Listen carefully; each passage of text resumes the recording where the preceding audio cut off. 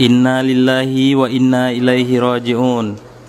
Abuya Jamaluddin Wali menghembuskan nafas terakhir di Rumah Sakit Umum Daerah Tuku Pekan Aceh Barat Daya, Kamis 21 Juli 2016 sekitar pukul 11 malam.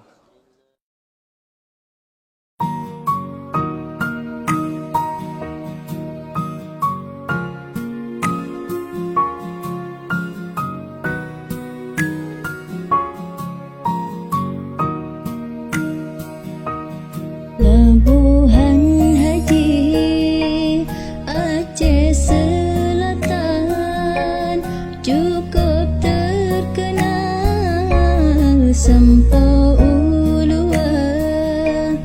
Ulama Aceh lahir di Sinan, dum keturunan anak abuya.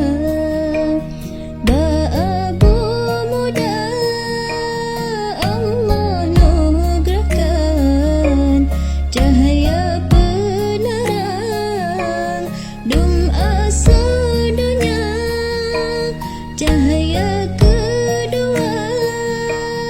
Abu ya Binan, Abu ya Jamal, anak tercinta. Allahu Allah, Allah Qadirun, imata jitran basah min dua, betatim sabah wahai adunun, cobaan Rabbun ke anak darsa.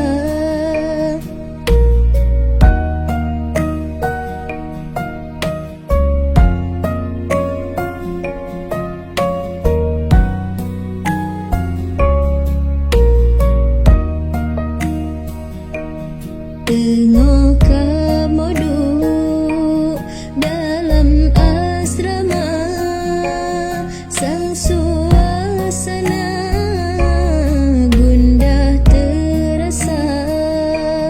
Ban kamu dengar khabar di daya, bak jemput si belah malam kajula.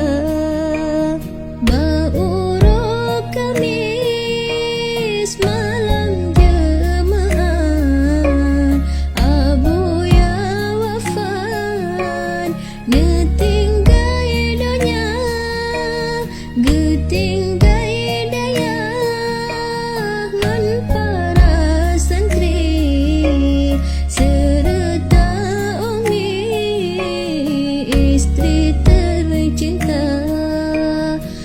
Wate wafat bunda di samping, kure meiring doa gebaca, ba'lisan abu gezikir sabe sampohan alih hana terasa.